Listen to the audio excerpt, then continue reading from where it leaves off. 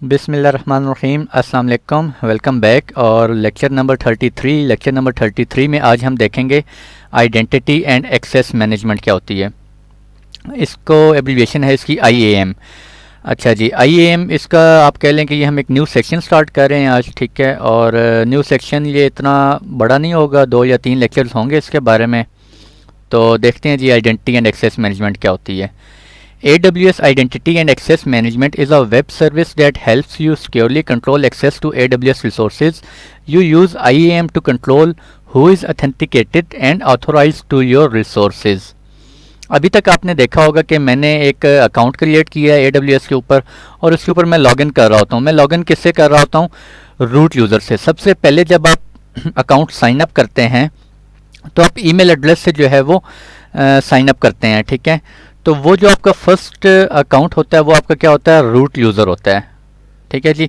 Root user के पास आपके administrator level की तमाम परमिशंस होती हैं। आप कुछ भी रूट यूज़र जो है वो उसके ऊपर कर सकता है। उसके बाद आप क्या कहते हैं? आप कहते हैं जी यार मैंने जो है ना एक हमारा जो क्लाउड का अकाउंट है उसके ऊपर मैंने एक हेल्प डेस्क के हमारे पास कुछ लोग हैं, या सिस्टम एडमिनिस्ट्रेटर के कुछ लोग हैं, या HR मैनेजमेंट के कुछ लोग हैं।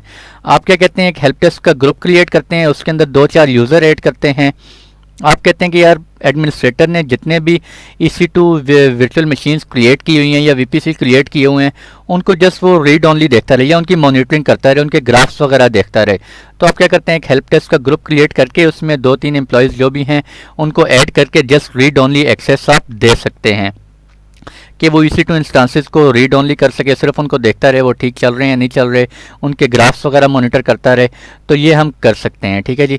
रूट यूज़र के अलावा भी हम अकाउंट्स क्रिएट कर सकते हैं। When you first create an AWS account, you begin with a single sign-in identity that has complete access to all AWS services and resources in the account. This is called AWS account root user and is accessed by sign-in with the email address and password that you use to create the account. ठीक है जी, वही बात मैंने जो आपको बता चुका हूँ कि फर्स्ट टाइम जब आप साइन इन करते हैं तो आप एक ईमेल एड्रेस से जो है वो साइन इन करते हैं। और वो क्या होता है? हमारे पास रूट यूज़र होता है, उसके पास अथॉरिटी होती है कि वो AWS की सारी सर्विसेज जो हैं वो AWS की उनको एडमिनिस्ट्रेट कर सकता है। AWS की जितनी भी सर्विसेज हैं, जितने भी रिसोर्सेज हैं, उन सब को जो है वो एक्सेस कर सकता है। ये रूट यूज़र के पास अथॉरिटी होती है। AWS strongly recommend. अच्छा, इसके बाद अगर आप कोई यूज़र क्रिएट करते हैं, फॉर एग्जांपल मैं एक यूज़र क्रिएट करता हूँ काशिफ या फैसल, जो भी है, फैसल एक यूज़र मैं क्रिएट करता हूँ और उसको मैं परमिशन देता हूँ कि वो सिर्फ EC2 इंस्टांसेस को रीड कर सके।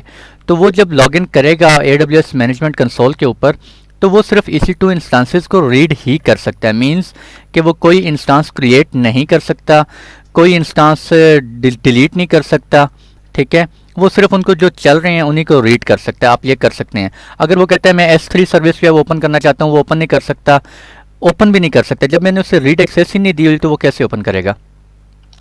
AWS strongly recommend that you do not use the root user for your everyday task, even the administrator wants.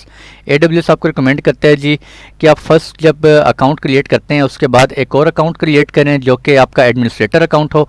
आप उस एडमिनिस्ट्रेटर अकाउंट से सारे अपने डेली टास्क जो है वो करें, ठीक है जी। तो उसके बाद देखते हैं IAM features. IAM gives you the following features: shared access to your account. You can grant other people permission to administer and use resources in your AWS account without having to share your password or access key.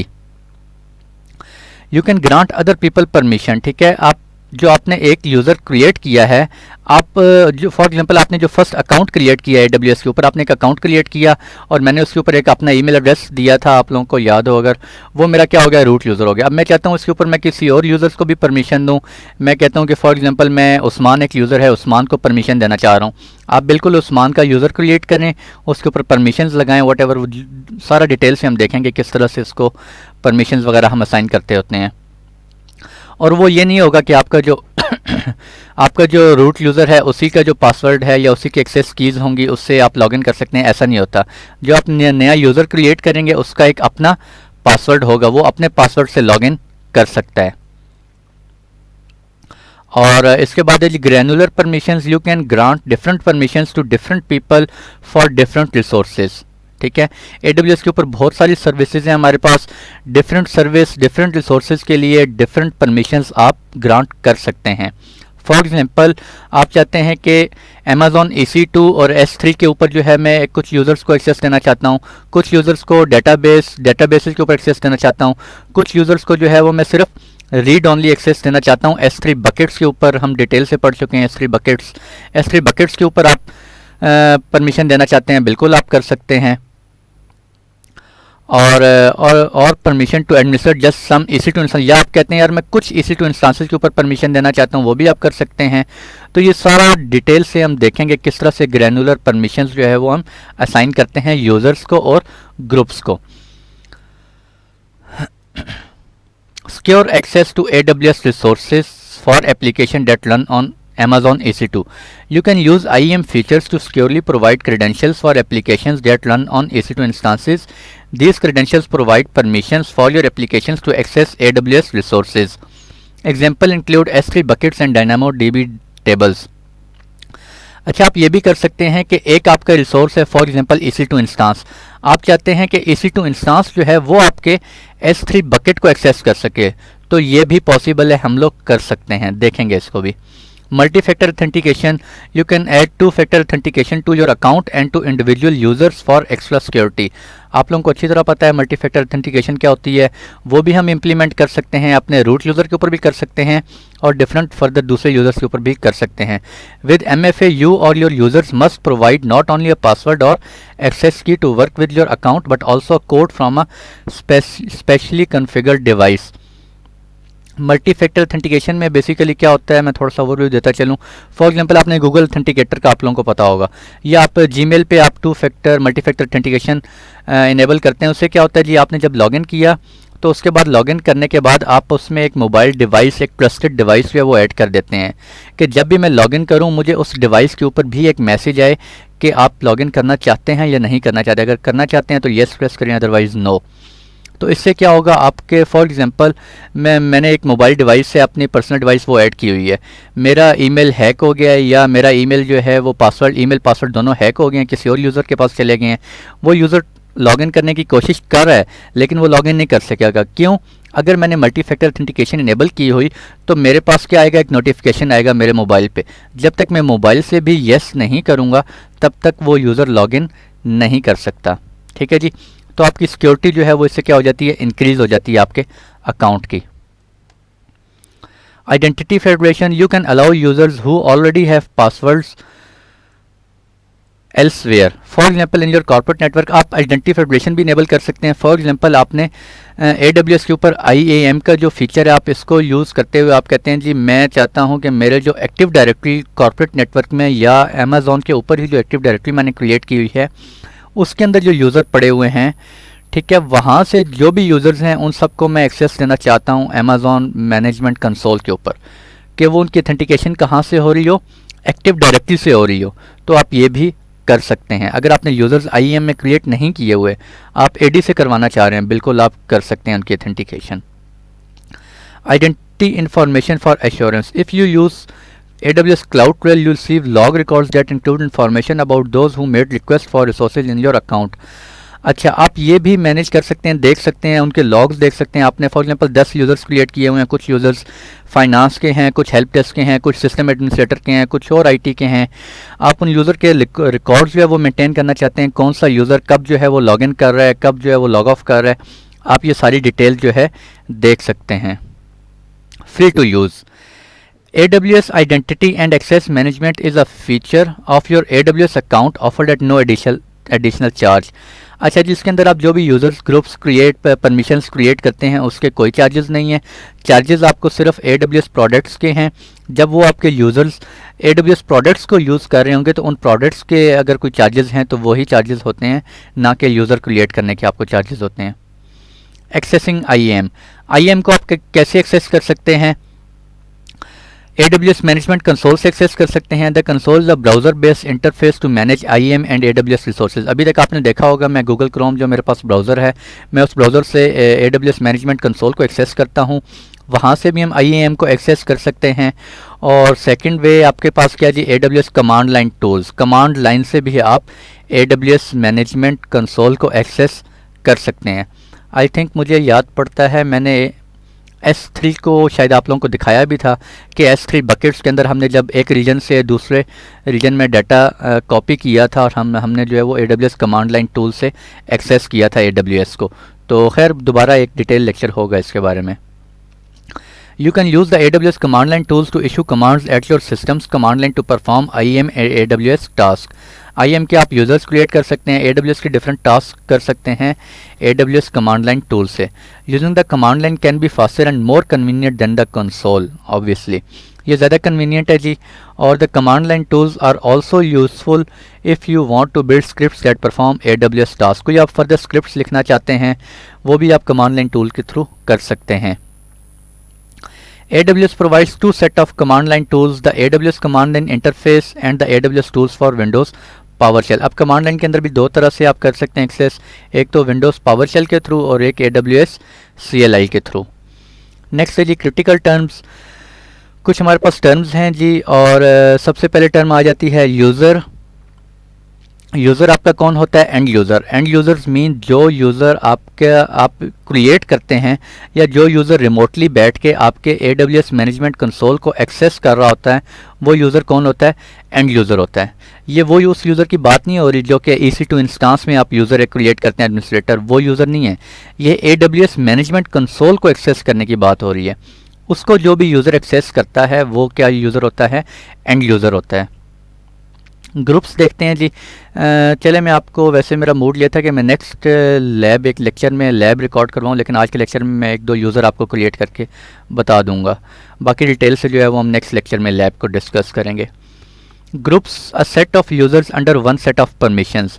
आप groups create कर सकते हैं, group के अंदर फिर आप permissions जो है वो उस ग्रुप के ऊपर लगाएंगे और ग्रुप के अंडर जितने भी यूज़र्स होंगे वो परमिशंस उन तमाम यूज़र्स के ऊपर इम्प्लीमेंट हो रही होंगी। आप यूज़र के ऊपर सेपरेट परमिशंस अटैच करना चाहते हैं, असाइन करना चाहते हैं, वो भी आप कर सकते हैं। आप ग्रुप्स के ऊपर करना चाहते हैं, आप ग्रुप्स के ऊपर भी कर सकते हैं। एक वक्त में एक यूज़र एक ग्रुप के अंदर आप ऐड कर सकते हैं।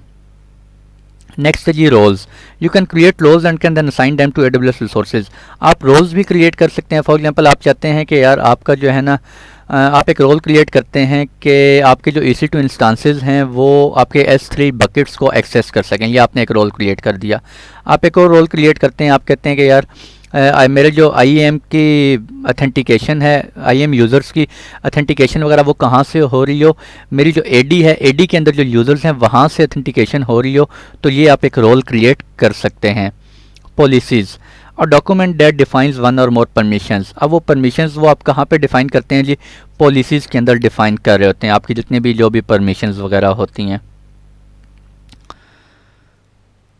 IAM is universal, does not apply two reasons at this time. आपको अच्छा IAM मैंने आप लोगों को बताया हुआ है कि हम कोई भी सर्विस यूज़ करने से पहले ऊपर क्या करते हैं? रीजन सेलेक्ट करते हैं। तो IAM के लिए आपको रीजन सेलेक्ट नहीं करना पड़ता, ठीक है। IAM क्या ग्लोबल है आपके पास। The root account is simply the account created when first set up your AWS account. It has complete admin access. Already आप लोगों को बता चुका हूँ root account क्या होता है। New users have no permissions when first created. जब आप एक new user create करते हैं तो उसके पास कोई भी permission नहीं होती जब तक आप उसको खुद से कोई permission assign नहीं करते। New users are assigned access key ID and secret access keys when first created. जब आप अपना भी रूट यूज़र अकाउंट क्रिएट करते हैं तो आपको फर्स्ट टाइम एक एक्सेस की आईडी और सीक्रेट एक्सेस की ये दो आईडीज़ होती हैं, ये आपको असाइन की जाती हैं। ये आपने क्या करना होता है? अच्छा, जब आप न्यू यूज़र क्रिएट करते हैं तब भी आपको ये एक्सेस की आईडी और सीक्रेट एक्सेस की आईडीज़ जो हैं वो असाइन होती हैं। न्यू यूज़र क्रिएट करते साथ ही जैसे ये आईडीज़ आपको शो होती हैं आप इन आईडीज़ को अपने पास सेव कर लें, क्योंकि सीक्रेट एक्सेस की जो है वो वन टाइम शो होती है। उसके बाद जब आप इसको चेंज कर देंगे अपनी स्क्रीन तो फिर आपकी सीक्रेट एक्सेस की क्या हो जाएगी? डिसअपीयर हो जाएगी। आपको दोबारा से एक्सेस की आईडी और सीक्रेट एक्सेस की आईडीज़ जनरेट करवानी पड़ेंगी। एक्सेस की आईडी और सीक्रेट एक्सेस की आपकी यूज़ कहाँ हो रही होती हैं? तेरे नीचे आई थिंक मैंने लिखा हुआ है, they are not the same as a password and you can not use the access key ID and secret access key to log in to the console. अगर आपने कंसोल के अंदर लॉगिन करना है AWS मैनेजमेंट कंसोल के अंदर, जिस तरह से मैं लॉगिन कर रहा होता हूँ, उसके लिए आपको एक्सेस की आईडी और सीक्रेट एक्सेस की ज़रूरत नहीं होती। उसके लिए आपको क्या चाहिए होता है? यूज़र नेम और पासवर्ड चाहिए होता है। अगर आप कमांड लाइन के थ्रू एक्सेस करना चाह रहे हैं AWS मैनेजमेंट कंसोल को, तो वहाँ पे आपको एक्सेस की आईडी और सीक्रेट एक्सेस कीज़ चाहिए होती हैं, ठीक है जी। वहाँ पर आपका यूज़र नेम और पासवर्ड काम नहीं करेगा अगर आप कमांड लाइन के थ्रू एक्सेस कर रहे हैं। You can use this to access AWS via APIs and command line. API के थ्रू या कमांड लाइन के थ्रू एक्सेस कर रहे हैं तो फिर आपको एक्सेस की आईडी और सीक्रेट एक्सेस की इंटर करनी पड़ती है वहाँ पे। कैसे जनरेट करते हैं देखेंगे हम लेक्चर के अंदर डिटेल से फर्दर।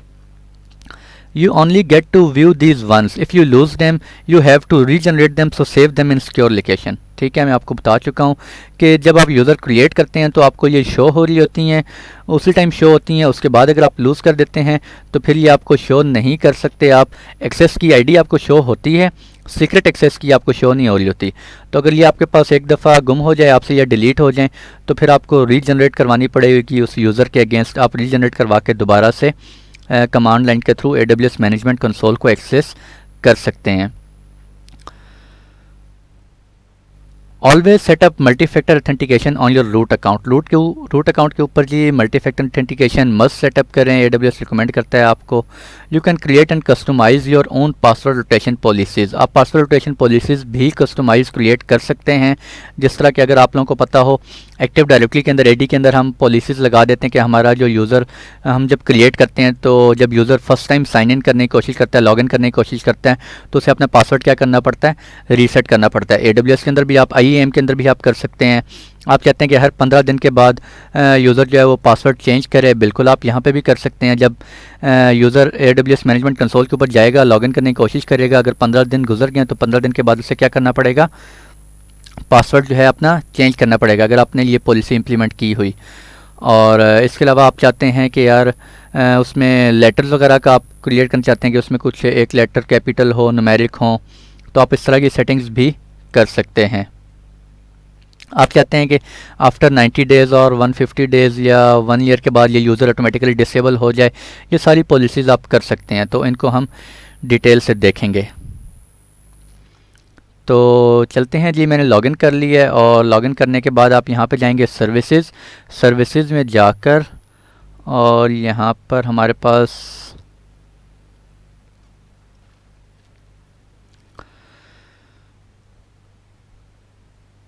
ये आ रहा है नीचे जी, सिक्योरिटी आइडेंटिटी एंड कंप्लायंस। आप IAM पे क्लिक करेंगे। यहाँ पे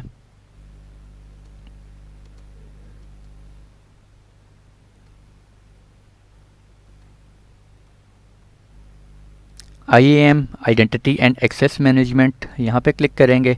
और यहाँ पे क्लिक करेंगे तो ये देखें आपका रीजन जो है वो ऑटोमेटिकली क्या हो गया, ग्लोबल। यानी कि इसके लिए आपको कोई कोई रीजन जो है वो सिलेक्ट नहीं करना होता। ये हमारे पास डैशबोर्ड है जी, ग्रुप्स, यूज़र्स, रोल, पॉलिसीज़ आप इंप्लीमेंट कर सकते हैं। ये सारी चीज़ें बाद में डिटेल से देखेंगे, मैं आपको बताऊंगा।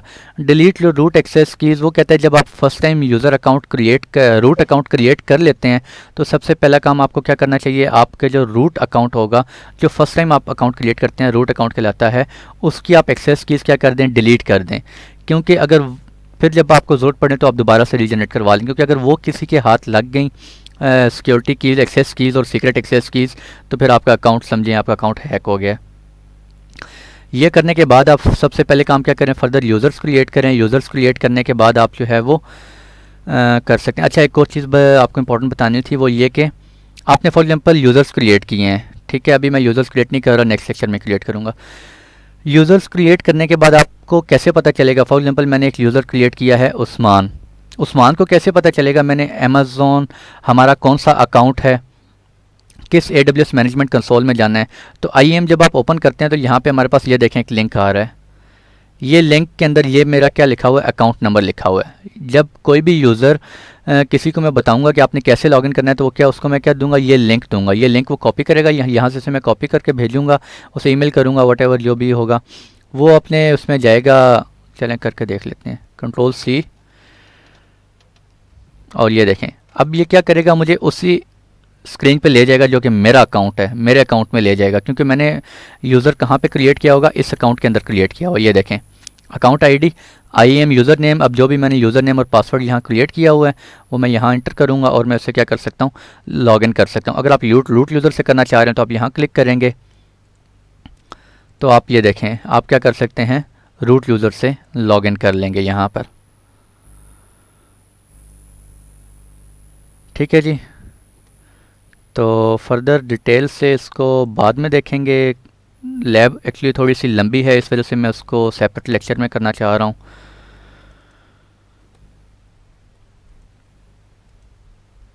बाकी इसको डिटेल से देखेंगे। मल्टी फैक्टर ऑथेंटिकेशन आपने कैसे इनेबल करनी है, आईएएम पॉलिसीज़ में क्या होती हैं, कैसी होती हैं, मैं आपको डिटेल से बताऊंगा। तो आज के लिए इतने ही रखते हैं भैया। हाँ, कोई भी आप लोगों को प्रॉब्लम हो कमेंट में ज़रूर टाइप करें, अपना क्वेश्चन टाइप करें, मैं आंसर आप लोगों को देने की कोशिश करता रहता हूँ। तो मुलाकात होती है इंशाल्लाह आप लोगों से नेक्स्ट लेक्चर में। तब तक के लिए खुश रहें, दुआ में ज़रूर याद रखिएगा जी। अल्लाह हाफ़िज़।